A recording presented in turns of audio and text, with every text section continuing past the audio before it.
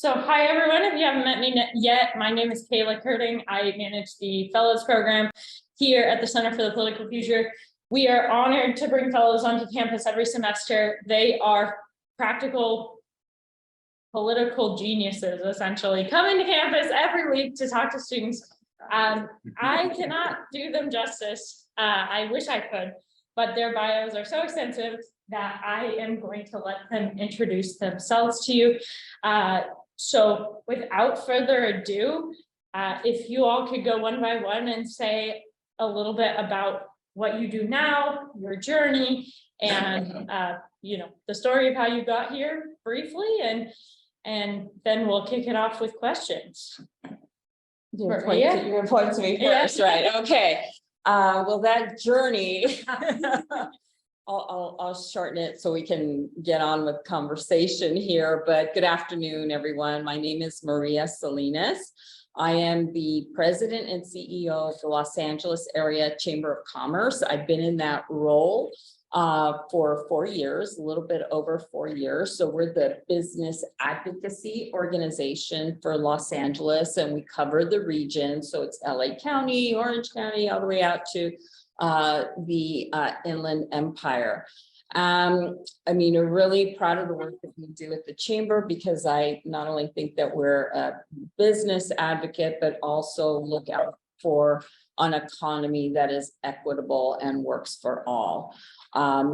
Prior to that, I come from the business world. I've been in professional services. So I was actually an accounting major in college at Loyola Marymount across the way, and worked with Ernst & Young, and then worked with the Walt Disney Company for a good 11, 12 years or so, before I left to start my own consultancy in finance and accounting work.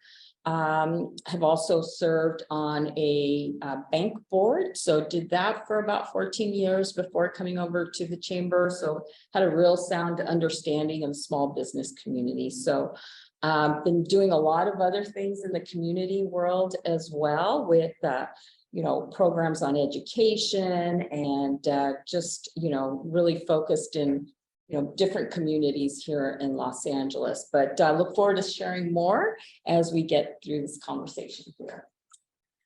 Tough act to follow. I'm Jessica Lall. I am president and CEO of the Central City Association. We do a lot of work actually with our area Chamber of Commerce.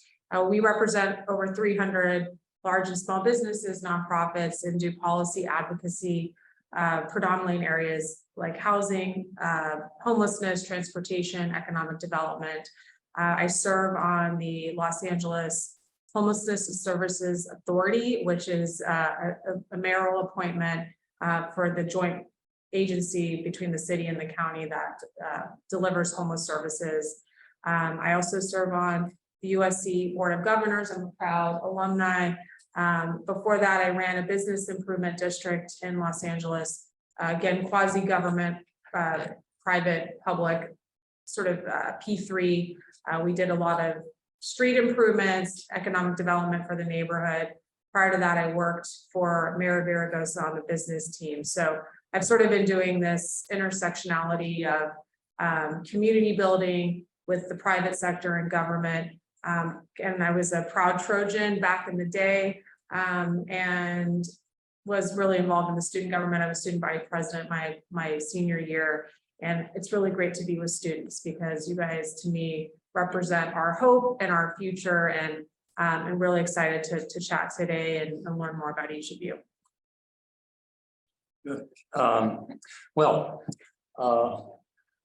I spent, I guess, my entire adult life in either the criminal justice system or elective office. So I guess you could say I lived a life of crime and politics. Hard to tell the difference sometimes, huh? These days.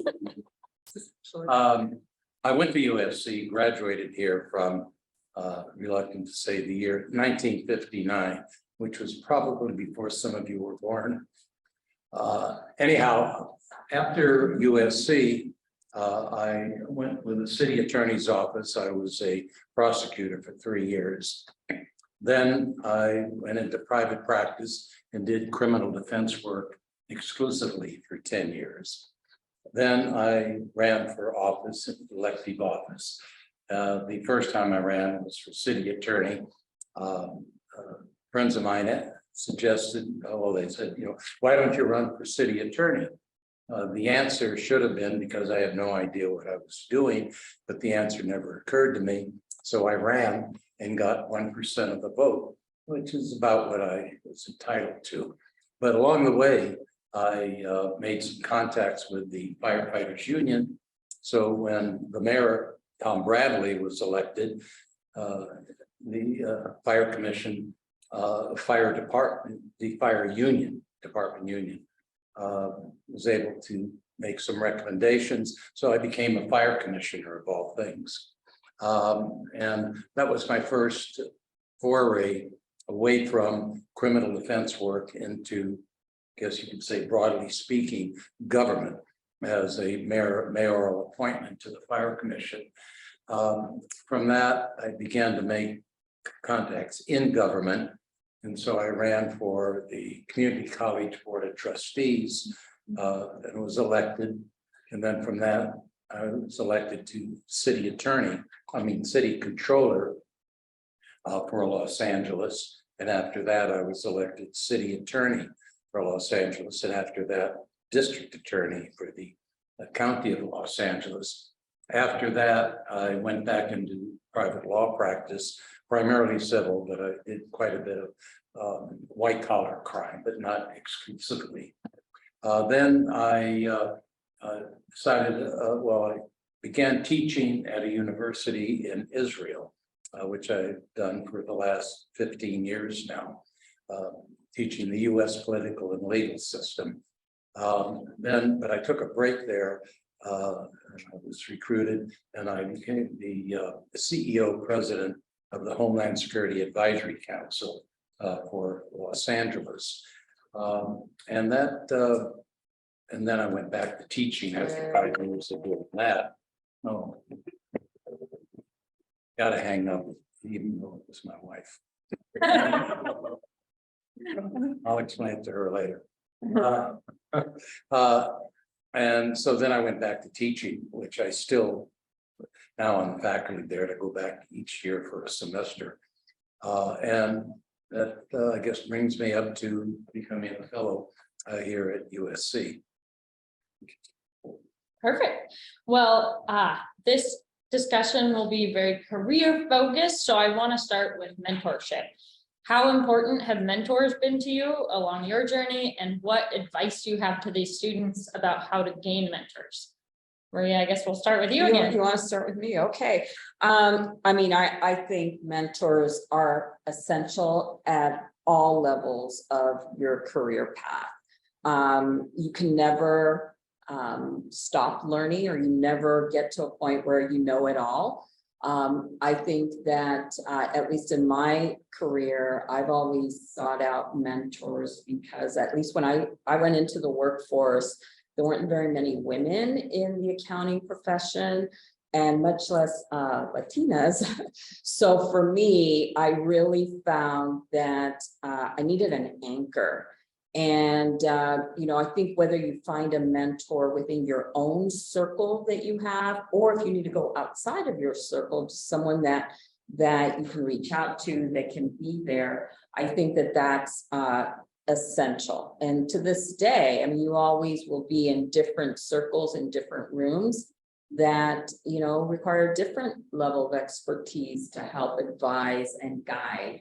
And I don't think there's ever an end date to when your mentors, are in your life. Yeah, I think they're so important. I would say actually I was reflecting as Maria was talking, I think every job I've mostly gotten has been a result, not of me seeing on a website a posting, but really a mentor pointing it out or encouraging me to apply, helping guide that process. So I think they've been extremely integral in my life. And I think mentors, it doesn't have to be this super formal process. I think some of the best relationships, they develop organically. And I would say if people offer their business card to you, or you meet somebody and they spark something in you to follow up, to not get discouraged, to also, you know, take whatever time they're willing to give you, right? Sometimes you may want a lunch and they're only willing to do a quick phone call, but get the most out of that experience, because you know, doing your research and getting 15 minutes of someone on the phone can actually really change your life. And you never know where that person later on down the road is going to remember you or think of you. And some of the best advice I got was actually from a professor of mine at USC, who is a political consultant. And he actually encouraged me to apply for the Coro program I thought I wanted to go to law school, and took the LSAT, did my applications, and sort of had this aha moment of, do I really want to do this? Or is this what I think has always been expected of me? And he gave me the advice that don't ever underestimate actually what you can also do for somebody. So it isn't a one-way street. He was like, always ask if you can offer help or assistance to someone who's doing that for you. And I did that to him, and he had me walking dorms, doing outreach. But I think it's also important to remember that you have something to bring to that relationship as well, and to check in with people, not just when you need something, but to just something positive in your life happens, or a milestone, let them know. And it's just a way to continue to build a relationship, even if you're not in that kind of constant communication with them. But I think people can stick around, and a moment or even a conversation can be a mentoring opportunity. So just look at it really, I think, broad, and take what you can get and follow up, and take people up on their offer if they're willing to give you their card and contact information. Yeah, I almost should take a pass here. I've never had, that I can recall, and listening to you speak, I kept thinking here, trying to think back. I've never had a mentor. And that's definitely a hole there. In another sense, I've had a lot of mentors. I don't think any of them were aware they were, because I just copied them. And I've copied a lot of people in my life, a lot of people in everything that I've ever done. I've spent more than a bit of my time copying them. Copying them in a way that I hope that I filtered it in such a way that it came out Ira Reiner, not them, but definitely, very consciously copying people. But so I guess I could call them my mentors, though they never knew they were. And I never thought of them as mentors, just as people that were doing something better than I was doing it, as I thought of it at the time. And I paid real close attention and made every effort to, I could say, emulate them. Copying is I like the word, but a more precise word, just copying people. Can I just Go ahead. Oh, no, you go ahead. No. Okay, I was going to, I don't think I've ever gone up to someone and been like, will you be my mentor? Is a little maybe awkward, or for me at least. And it can, I think, seem like such a big responsibility to somebody who's busy, and you never know what time in their life you're catching them. So to just let it be a little more organic, and to see where it goes. And because again, you could have a lifetime relationship with someone, never call that person a mentor officially, but they're mentoring you. Or you can have one conversation with them that sticks with you forever. That kind of is a gift that keeps on giving, that can be mentoring. So I think just letting it kind of develop organically with people, those are some of the most rewarding experiences that I've found myself in. And you know, the same is true, I think, when people you want to come to you for mentorship. So, and give back. So you guys should all be mentoring people as well. I think that's really important to remember. That's a great point, Jessica, and I just wanted to react to your comment you said about copying people. I mean, I went into the workforce some 35 plus years ago. We didn't use the word mentor, but it was about, I could totally relate to what you're saying about copying somebody, right? You know, just observing someone and admiring qualities that they have. And I love that in today we talk about things like mentorship, and it's very intentional. And you know, the other piece that I love having conversations around is sponsorship, right? When you're actually, you know, having someone invest in you and put you in a position where they're putting their capital on you. So I really want to drive on that. I think in my, you know, ability to do that, because I think sometimes we have our own barriers to ourselves, right? At least that I have in my career, like, oh, you're not good enough. But when other people can help you shine, you know, that I think is also something that we shouldn't shy away from, you know, embracing that. Yeah, well, that really leads into the next question pretty well. So networking, we all know, we've all heard of it, but no one takes a class in it. What is networking? How do you do it? And is there such thing as too much networking? And then, you know, building off of what you were saying before, if a student wanted to network with you, how would you recommend they go about it? What's the best way? There's a lot of questions there, but hopefully you can touch on one or two. And Maria, did you want to start again? All right, sure. I'll start. When I think of networking, I think of relationship building.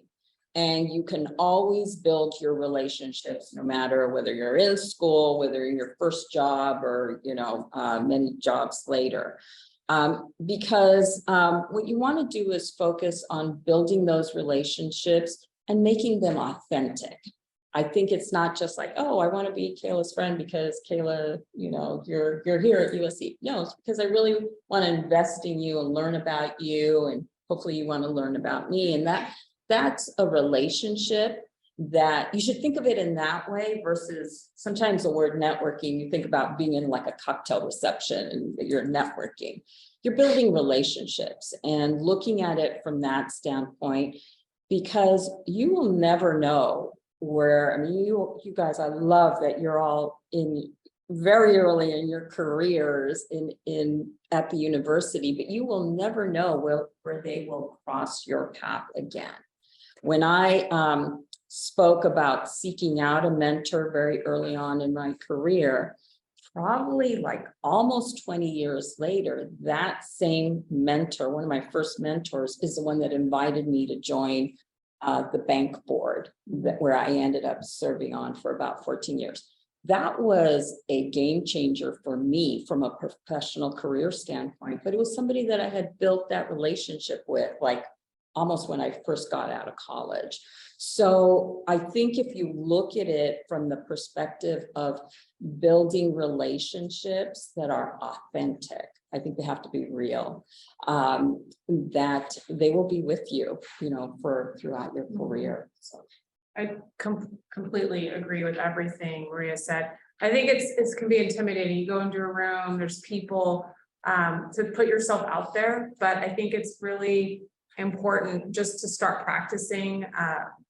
As students, you have a lot of opportunities. The Trojan network, the Trojan family is a real thing. So don't be shy, even though it is sometimes uncomfortable. I'm a big believer in being really as prepared as you can, so you can do that. It's have that authentic connection. And the more you know about somebody, the more you've listened to them speak, or you know who's in the room, and have thought through, you know, if I could talk to that person, what would I ask them, or how would I connect with them in a way that builds authenticity and, you know, a genuine relationship. I think that's the basis for such a flourishing relationship down the road. And always follow up. I think it's really important to follow up. Always take people up on their offers if they can't reiterate that enough.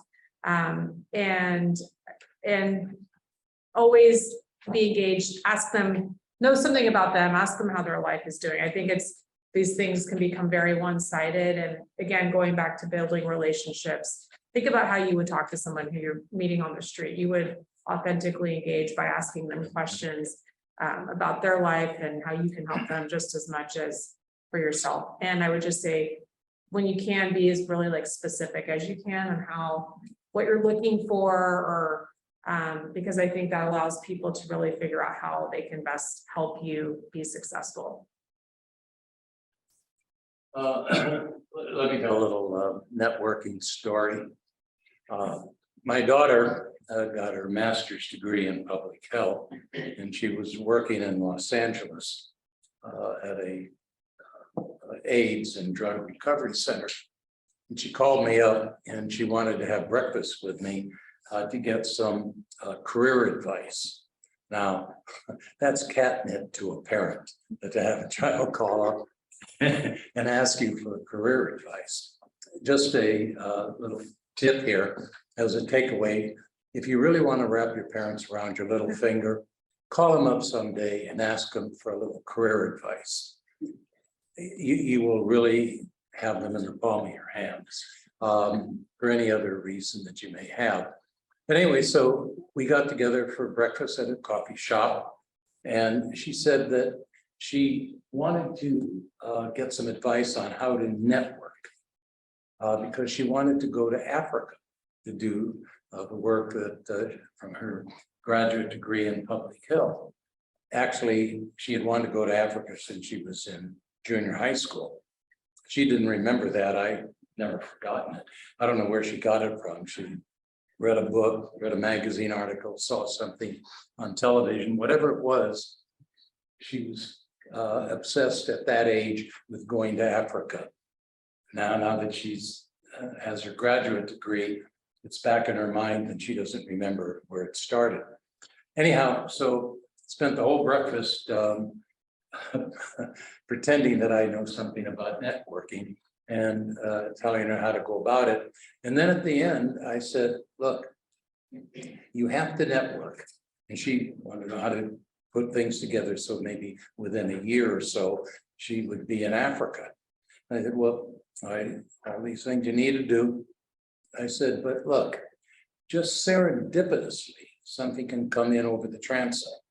But that doesn't mean that you can spend all your day looking up at the transom, waiting for something to come in. You have to work at it and network. I guess I was prescient. A couple of days later, she got a phone call from a girl that she had gone to graduate school with, who said, I'm in the Sudan. I've just been promoted out of my job and I can name my replacement. Are you interested? 2 days after we had breakfast, a week later, she was on her way to the Sudan. 15 years later, that's how her entire life of being a humanitarian aid worker throughout Africa. And so I guess the takeaway from that is, yes, network, but be ready for anything that comes in over the transom. But don't stand up, stare at the transom, waiting for something to come over. Great. So I want to open it up to you all. I hope you all brought questions and from the discussion have thought of some more. So does anyone want to start with questions? Well, question. This is a really telling question that people answer, and it's really interesting to hear people's answers. So what was everyone's first job? Not like real job out of college, whatever, but like where did you start and how did that influence where you are now? Like our first job, second or whatever. I can go, Maria. Okay, go ahead. I was like trying to. My first job was at Express clothing store. And my takeaway from that was I will never go try clothes on and then never leave them unfolded in a dresser ever again. I don't know if that's the kind of answer you were looking for, but no, in all seriousness, it was a customer service job, right? And so I also worked in a restaurant after that and also customer service. I think learning how to sort of know where someone's at, meet their needs, keep a smiley face, even though if they're maybe not being the most polite, teaches you a lot about dealing with people. Which is basically what I feel like my job is. My first job, and I was trying to remember, because I used to work at Miller's Outpost, but before that, before I got to the mall, I worked at in the kitchen of a hospital in Glendale. I worked on the tray line. So this was in the kitchen, putting, you know, the trays together that were going to go to the rooms. But I'll tell you a funny story about that, because this is Glendale Memorial Hospital. Worked there, and I loved working there. My takeaway was that I learned how to clean. Because everything had to be pristine. We served the trays, they went to their rooms, and then part of our shift included like wiping down the counters, putting everything away, and making sure everything was perfectly like spotless. And so I have that today in my home where I'm like, oh, there's a spot there. But I'll tell you a funny story about that, because my husband went on to serve on the board of Adventist Health.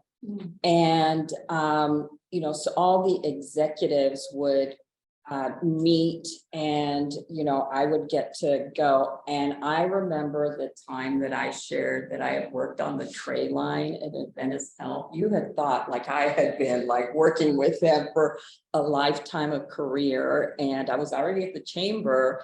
And I mean, they immediately connected with me, you know, so talk about like networking. They immediately connected with me. They're one of the best members of the chamber. and I think it's those kind of little stories that, you know, are part of your life that can mean something later, even though it might seem like it was insignificant at the time. Well, I guess my very first job was I delivered newspapers on my bicycle here in the SC neighborhood. I grew up just a few blocks from SC, so this was my route. I don't know that I have any lessons from that, but that was my first job. I've had so many jobs along the way. The fry cook at Bob's Big Boy, it's at Pins in a bowling alley. I mean, it went on and on and on. I don't know that I ever got a lesson from a job. I sure got some lessons from just having to work that hard on an awful lot of jobs that I did have that were, you know, carpet dyeing factory, beyond miserable.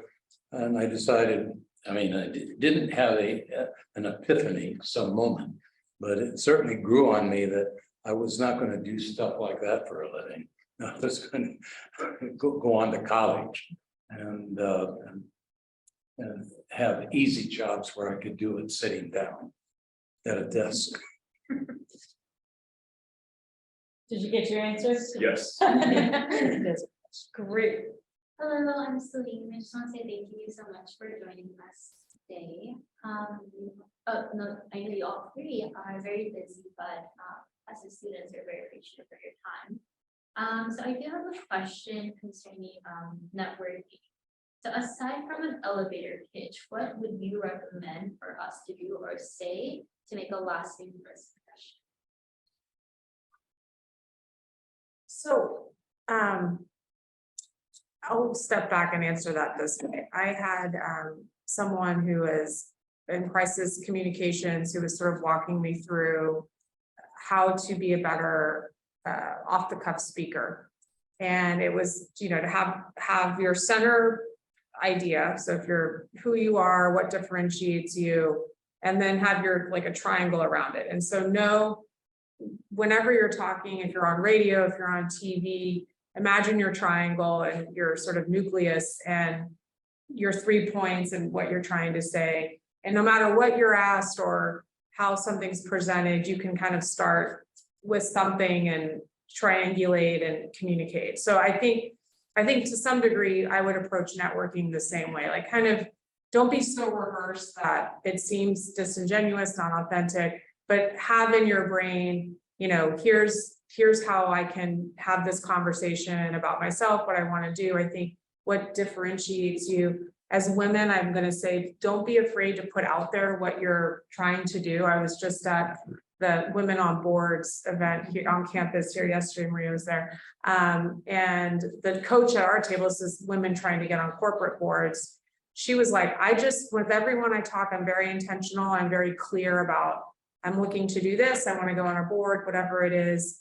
And, you know, similar to, I think what has been said, putting it out there, you never know what phone call you may get the next day. So I think women especially shy away from feeling comfortable, just sort of jumping in. But I think, again, it goes to being specific about what you're looking for.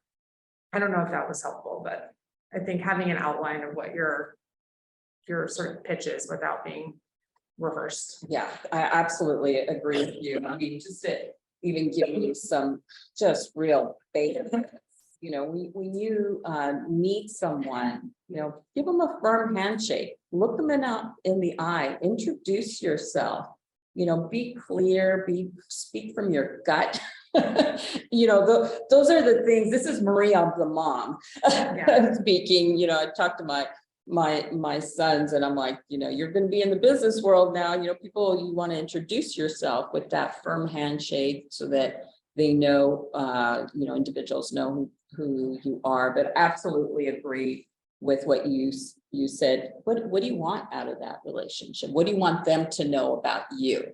Right. And I think that you'll be surprised what that opens up, and don't be afraid to share. Let me answer your question this way, and a little broader answer. Don't ever concern yourself with learning the tricks of the trade, any trade. Learn the trade.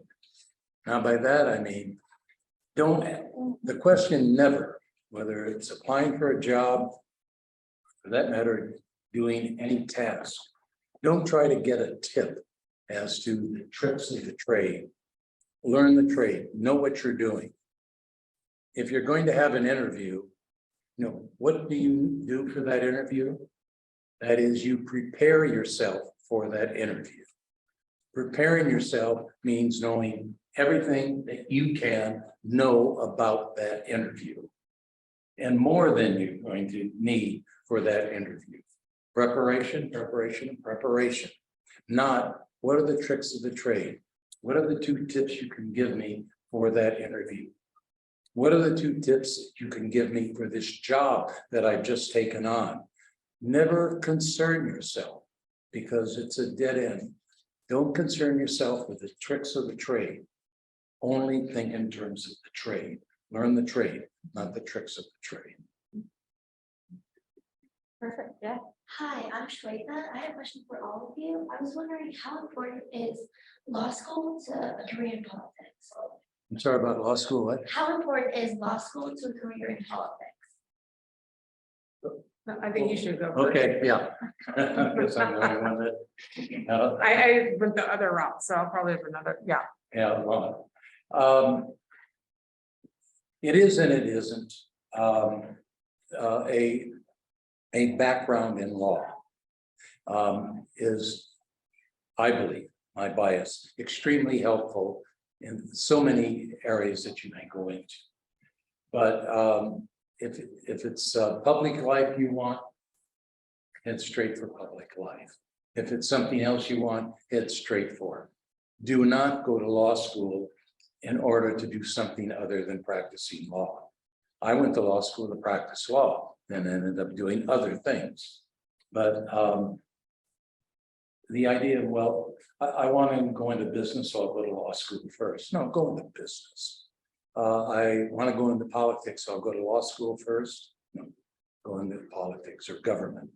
And I say that with my bias, that I think a law school, academically, law school is the strongest discipline that you can have in a university to instruct yourself in your mind how to think, better than any other discipline at the university.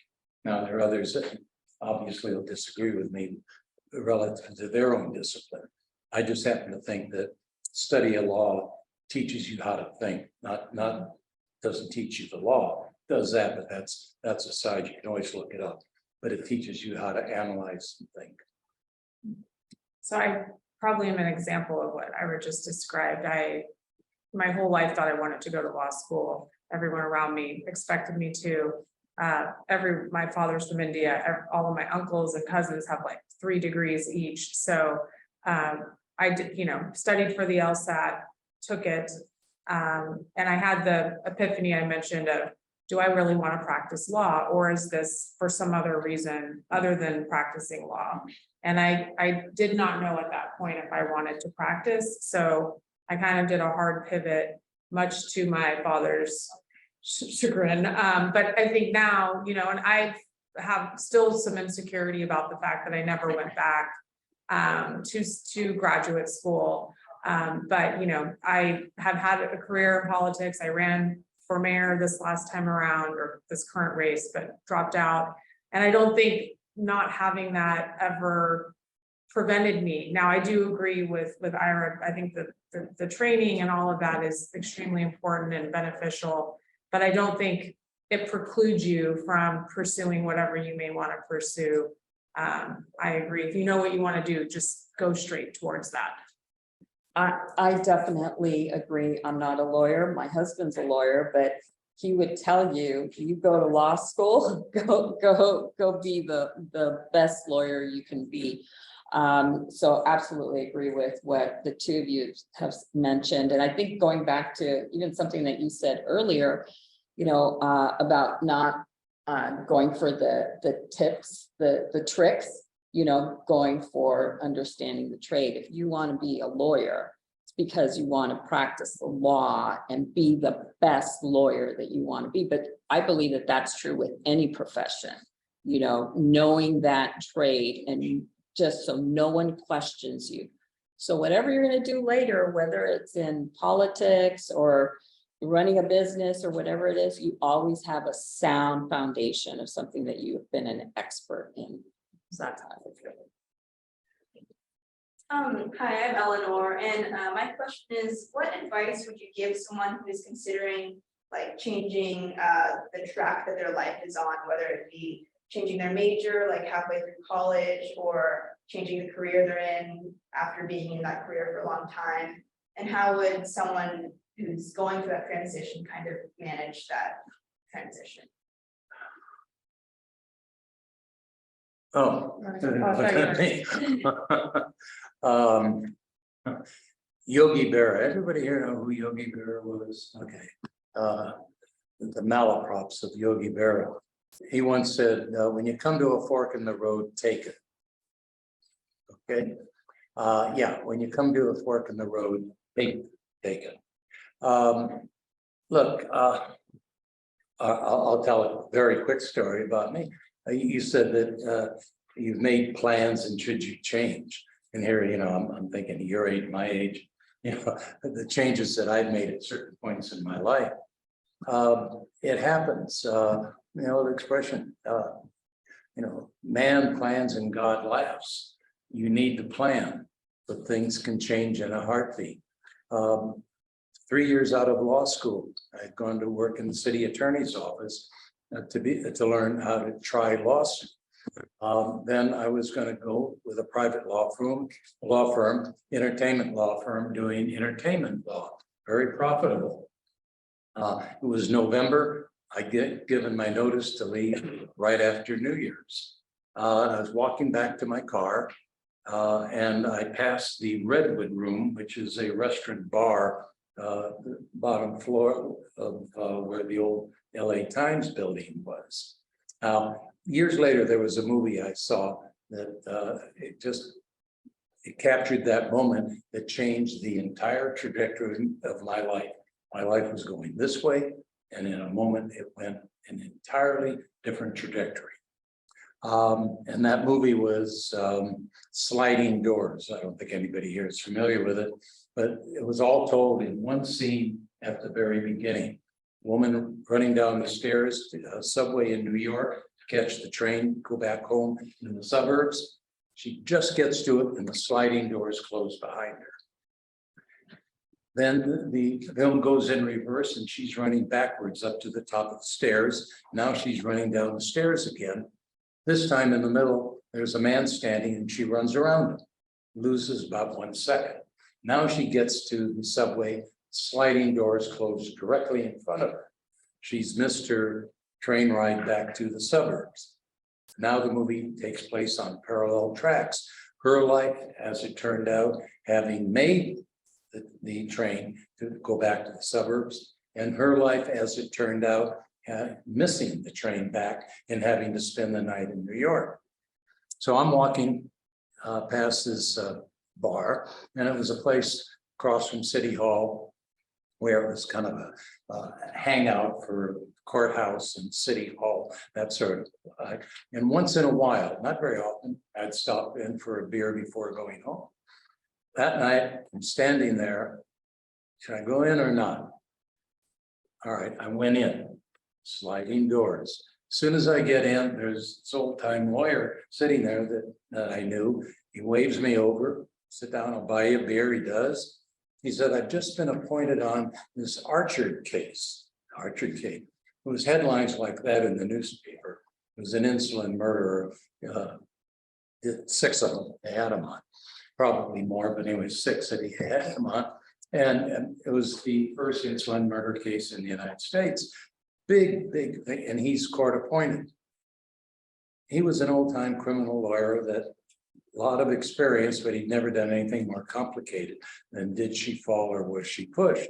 Here it was a highly medical criminal case. And I had just finished a medical criminal case in the city attorney's office. So having one case, in his eyes, I'm an expert. So he said, look, I can get you a court appointed on this case. And I said, no, I've got everything all planned out. I've got even appointments already set up right after New Year's. And he said, look, this only lasts a few months. I can get you $100 a day. And then go do what you want afterwards. You'll have a grub stake. Well, $100 a day. I was making $725 a month as a deputy city attorney. So that would seem like an awful lot of money. So I said, sure. 10 years later, my entire life had changed. I was doing nothing but criminal defense work for 10 years. And that led me into a real life of crime of politics. And now I'm in politics for the next 20 years. So there it is. Had I just gone on by and got my car, I would have been a lawyer in private practice with an entertainment law firm. Because I went in for a beer, criminal defense work in politics. Couldn't be greater divergence. You know, man plans and God laughs. Make plans, but be agile. Something comes along, you know, there's a fork in the road, take it. Yes, I think I always say have an outline of what you want to do and be revising your outline all the time, and don't be afraid to completely throw your outline in the trash if something inspires you, something moves you. I think I changed my major, I don't know how many times at USC, maybe 3 or 4.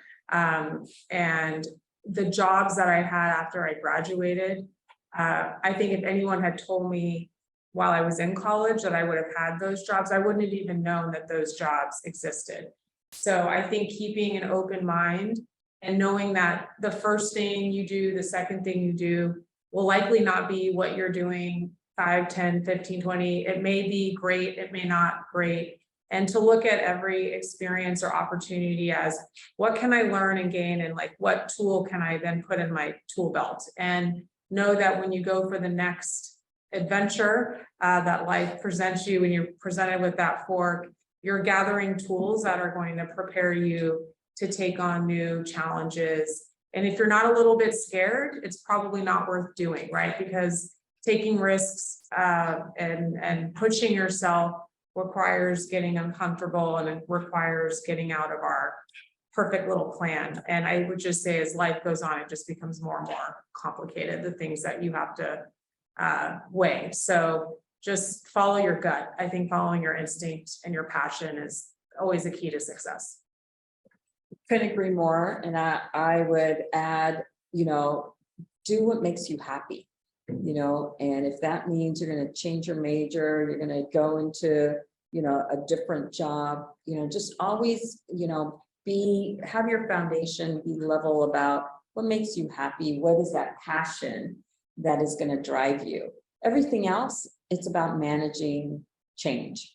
You'll have to change from one college to a different college, or you have to manage the expectations of your parents, things like that. But I think at the core, you are thinking about what makes you happy and what drives you and what's your passion. That's what you should be guided by, not what other people think. What was it that interested you in a career in politics, and has it been what you would have expected? I'm sorry, the whole question about politics, did you say? Yeah, what got you interested in a career in politics? Well, let me answer that in a general way. About politics in general. Most people, seriously, most people go into politics to do big things. Sometimes, too many people stay in politics past their use-by date, and they remain in politics not to do big things, but to be big. Power is an aphrodisiac. A greater aphrodisiac is status. To give up the status that comes with holding high political office. And high political office is a relative term. You can have a small political office, but that's a high political office within that world. So there is status. There is status by every person who holds political office. It's an aphrodisiac. And if you're going to enjoy a life in politics, you have to approach it with a mindset that you are ready to empty your pockets and walk out the door at any time. If you don't have that mindset, you can drive yourself nuts worrying about all of the pressures. And there are pressures pulling in many different directions. But if you have that mindset that it's a great adventure, but at any moment, I'm prepared to empty my pockets and walk out the door, then life is easy. It really is easy, because the tension that tears people apart in politics is all internal. If they had a feeling that they could walk away from it, so what? But it's that they can't walk away from it. That's a killer. And that's true, I expect, of everything. It's just magnified in politics. That's really well said. I feel like it's very apropos for some of the things we're seeing right now at local political level. For me, in high school, I didn't have political parents or anyone really around me. I was complaining about something. This was when I lived in Texas, and my teacher said, "What are you doing to change that?"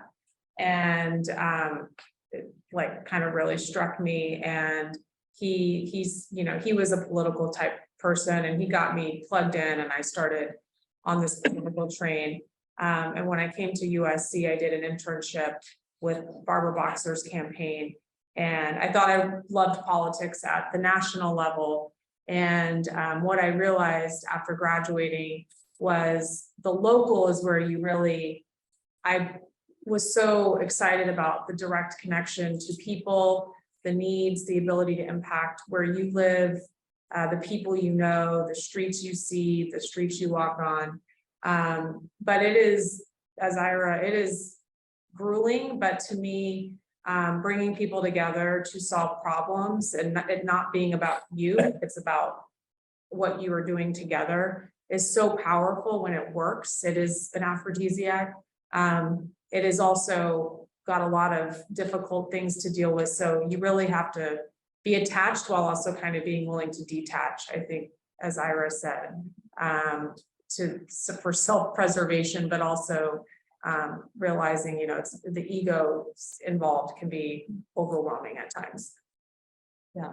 So I'm not directly involved in politics. Definitely the chamber, you know, works with our elected officials and is very much engaged in civic life here in Los Angeles. And I just want to add one element, you know, and I think it probably came from my training of serving on a bank board, which is probably one of the most regulated industries in banking, is that you're always there to do what's in the best interest of the institution. So I think of that when I think of, you know, elected office, and kind of like what you're saying is that, you know, you have to be there for the greater good. You have to be there about, you know, what is good governance, what is in the best interest of communities and residents, and whether it's a county government or a city government or national. I think that all those values are important, and they're super important in what we've seen in today. You have to be able to know, when is it time to step away, right? When is it time, like, okay, you've given, and I think people know that. I just think of my own experience in working with even some of the nonprofits where I've held leadership roles, and, you know, there would come a time where I thought it's time to pass it on to somebody else so that they can take it from here.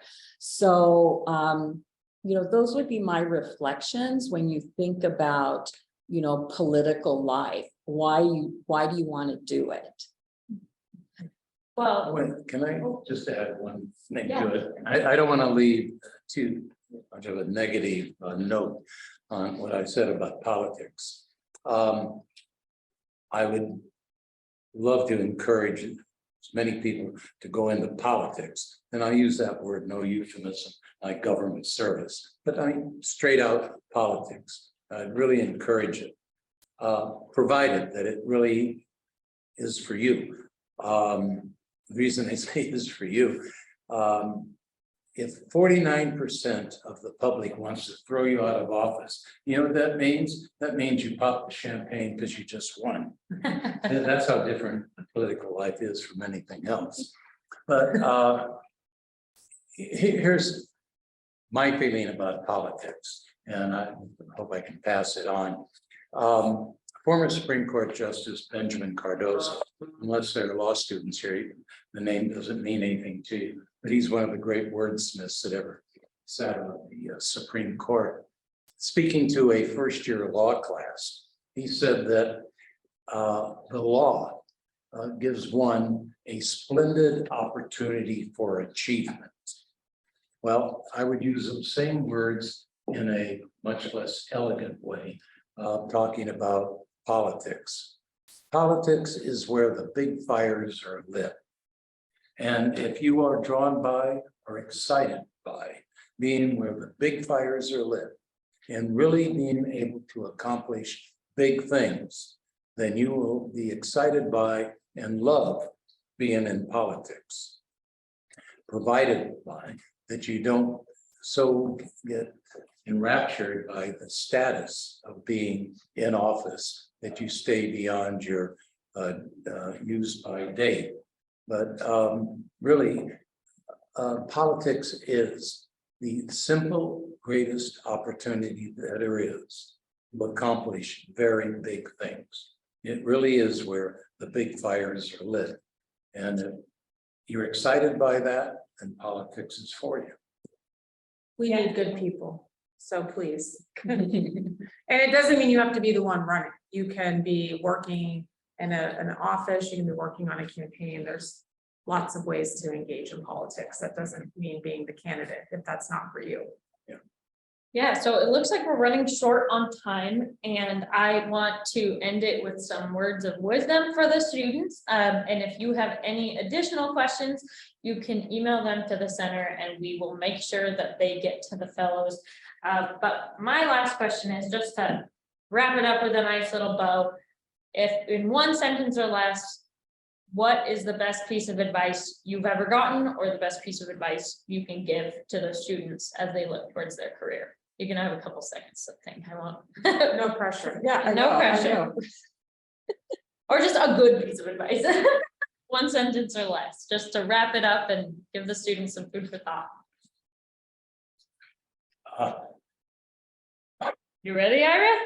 Well, I would reiterate what I said before, but maybe a somewhat different application or an additional application, but not learning the tricks of the trade, learn the trade.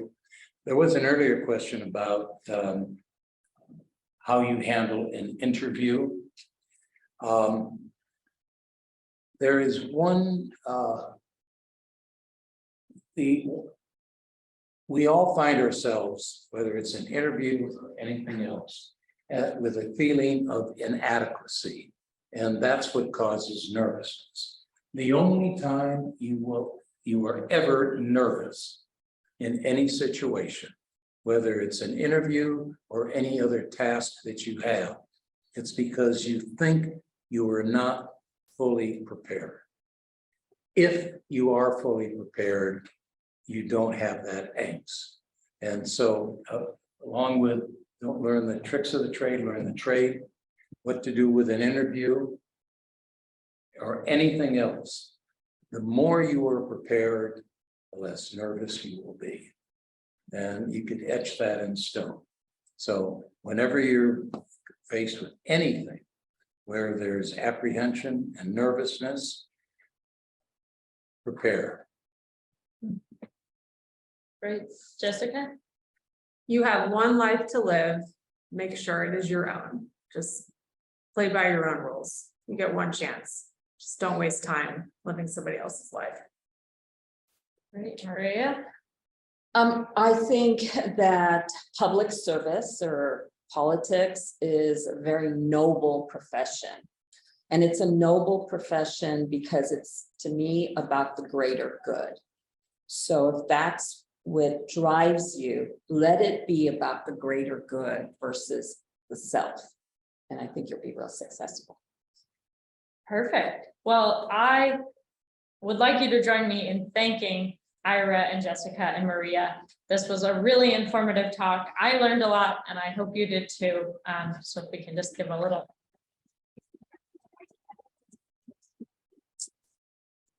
Thank you all for joining us. And once again, if you have any questions, email them to the center. We'll get them in the hands of the fellows.